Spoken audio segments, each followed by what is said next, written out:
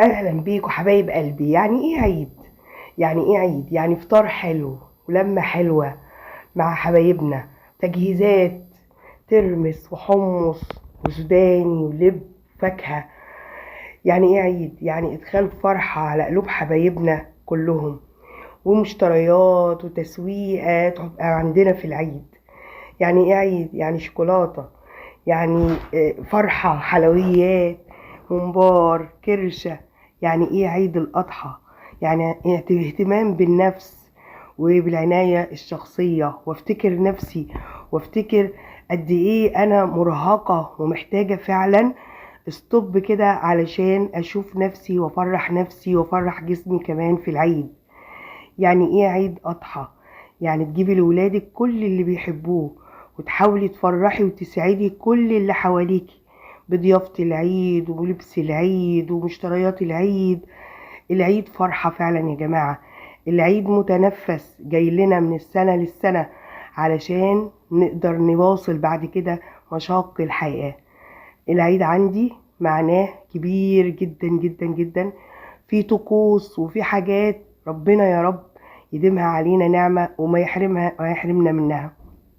أهم طقوس عيد الأضحى هي الأضحية. الأضحية دي هي السعادة، هي السعادة. يا جماعة ادعوا ربنا ان انتوا تقدروا ان انتوا فعلا تسعدوا غيركم وتدخلوا على قلوبهم الفرحة بأضحية العيد. قد ايه الناس فعلا مستنية الأضحية دي من العيد للعيد.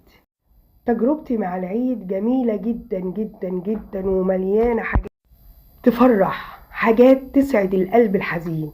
سبحان من خلى فيه عيد وخلى فيه خير في البيوت كلها، غني وفقير في العيد. كل الناس بتاكل لحوم اللي الناس الفقيرة ما بتقدرش تجيبها في غير أيام العيد. كل الناس بتلاقي اللي بيخبط عليها وبيديها. كل الناس بتتكافل مع بعضها. الغني بيدي للفقير، والفقير بيسعد ولاده، والغني بيدي للغني وبيعزمه وبيعمل حاجات جميلة معاه.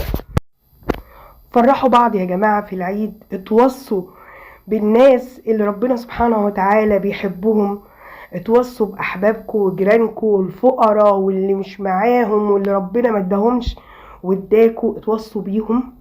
خدوا بايديهم، افتكروا كده وهم بيطبخوا والولاد ملمومين وحاسين ان في حاجة حلوة في البيت، في حاجة كويسة مش موجودة دايما في البيت. ايوه في ناس يا جماعة مستنية الموضوع ده من العيد للعيد. وكل سنة وانتوا طيبين ومتهنيين، واخرجوا وتفسحوا وافرحوا، عيشوا اليوم وعيشوا اللحظة. ما تقضوش العيد بقى في نكد وحسابات وهنجيب وهنسوي وهنعمل. اقل الامكانيات هتفرحكم شوية لب، شوية فشار، بونبوني، حاجات من اللي هي الرخيصة دي بس غالية في احساسها. والله غالية في احساسها. صينية حلويات كده ودوها لحبايبكم، هتلاقيهم فرحوا جدا بيها، وهي بايه؟ ب3 قروش، وحاجة يعني ما تستاهلش بس فرحتهم. خبطوا على البيبان وقولوا لهم كل سنة وانتم طيبين. زوروا امكم ابوكم، اقعدوا معاهم وفرحوهم. شوفوا اللي ما شفتوهوش من زمان وفرحوه. العيد فرحة، وبحبكم، حبيت انقل لكم احساسي وتجربتي في العيد.